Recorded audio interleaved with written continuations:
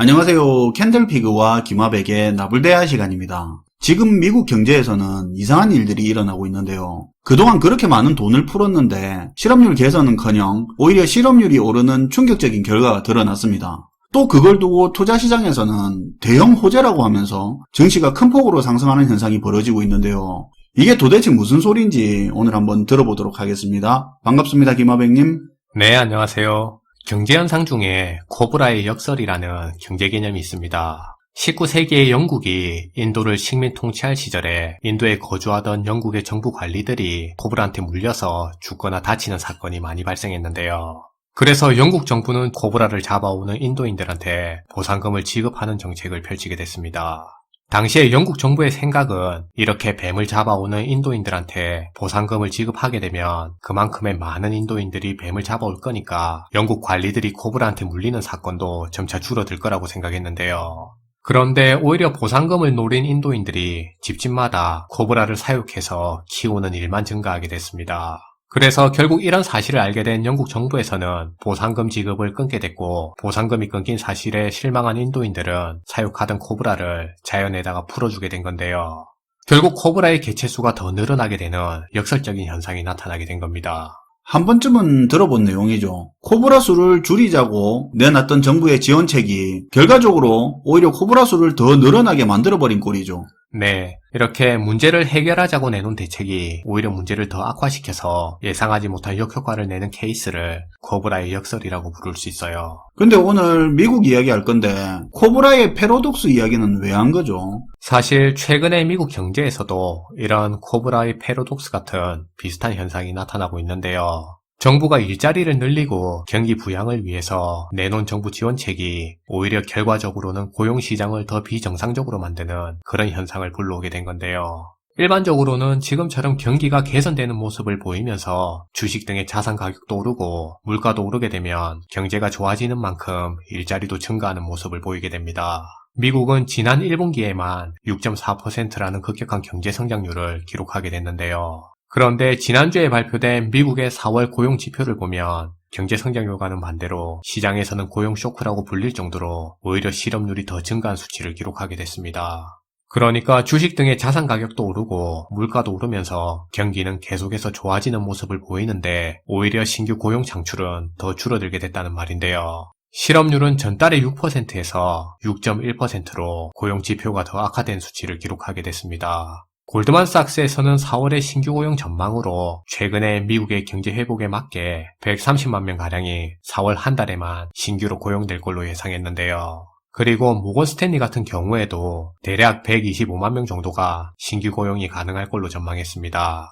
그런데 실제로는 지난주에 나온 고용 결과를 보면 26만 명만이 신규로 일자리를 찾은 걸로 확인됐는데요. 대략 100만 명이 적은 수치를 기록하게 된 거예요. 신규 고용 증가 예상치가 130만 명 정도 됐는데 이게 실제로 까보니까 26만 명이었으면 이거 심각한 거 아닌가요? 그렇죠. 굉장히 심각한 수치라고 볼 수 있는데요. 그런데 이런 수치가 나오게 된 그 세부 원인을 보면 더 심각한 현상을 확인할 수 있습니다. 어찌됐든 그렇게 돈 푼 게 고용 증가하는데 별로 효과가 없었다는 건데 왜 이렇게까지 효과가 미비했던 거죠? 사실 앞에서 말한 코브라 패러독스하고 비슷한 현상 때문에 이런 일이 일어나게 된 건데요. 미국은 침체된 소비 경제를 살리고 코로나 여파를 맞은 가게를 지원하는 정책으로 주당 평균 $380를 실업급여로 지불하고 있었습니다. 그런데 지난 3월에 추가적으로 $300를 더 늘려서 지급하기로 결정했는데요. 그러니까 평균적으로 주당 $680를 우리 돈으로 76만 원을 매주 일을 안 해도 받을 수 있는 상황이 된 겁니다. 그럼 이게 월급으로는 대략 300만 원이고 연봉으로는 대략 3,600만 원이 넘는 돈을 실업급여로 받을 수 있다는 얘긴데요. 그런데 이런 돈은 일을 하는 순간 못 받는 돈이 되니까 결국에는 기존의 실업급여를 받아오던 사람 입장에서 보면 굳이 일을 하려고 새 일을 찾기보다는 차라리 놀면서 기존에 받던 실업급여 3,600만 원을 계속 받는 게 더 메리트가 있게 작용할 수 있는 거죠. 결론적으로는 앞에서 얘기한 코브라 사례하고 비슷하게 볼 수 있는데요. 고용을 늘리기 위한 정부의 노력이 오히려 고용 증가를 방해해서 실업률을 키우는 결과로 나타나게 된 겁니다. 저라도 이래서 연봉 4천만 원 벌래, 아니면 집에서 넷플릭스 보고 게임하면서 3,600만 원 실업급여로 벌래 하면 좀 적더라도 놀면서 돈 받는 게 땡길 수도 있겠네요. 그렇죠. 굳이 400만 원을 더 벌려고 욕 들어가며 일할 바에는 그냥 집에서 쉬면서 실업수당만 챙기는 게 더 나을 수도 있는 거죠. 실제로 경제지표 중에 지금 기업들이 얼마만큼 고용하고 싶어 하는지를 보여주는 구인구직 비율이라는 지표가 있는데요. 그런데 최근에 이 구인구직 비율을 보면 계속 오르는 걸 확인할 수 있어요.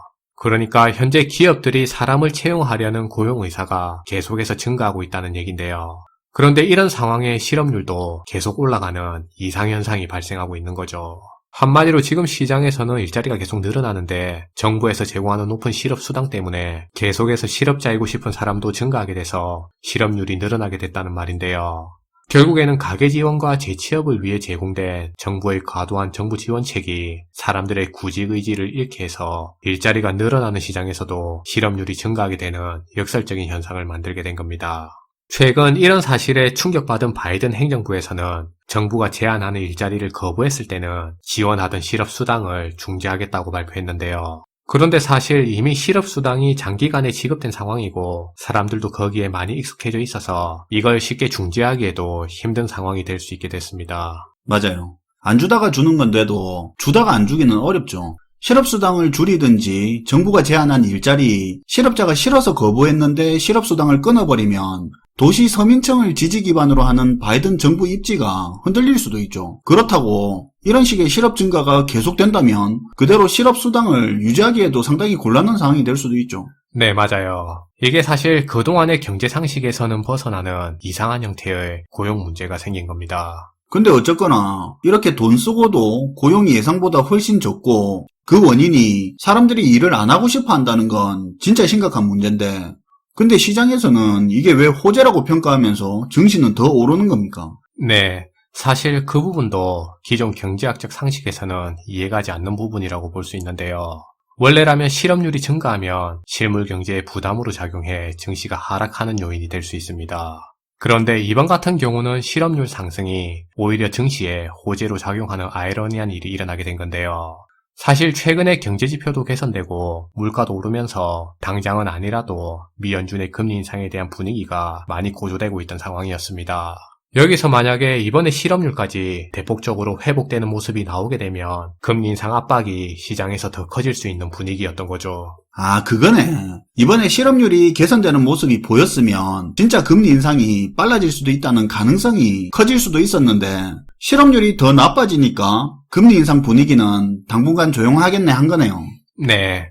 그래서 시장에서는 이번에 실업률이 나빠진 걸 오히려 호재로 봐서 증시가 큰 폭으로 상승하는 이례적인 모습도 볼 수 있었습니다. 뭐가 나와도 시장이 이제는 오를 명분만 찾는 것 같네요. 멋지다, 그죠? 네.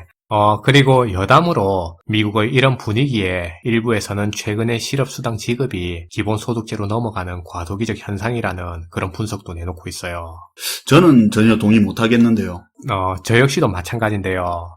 바이든 정부가 취임 이후에 대폭적으로 실업수당을 늘리고 지원 기간도 가을까지 연장한 부분은 상황에 따라서 악수로 작용할 수도 있겠다는 생각인데요.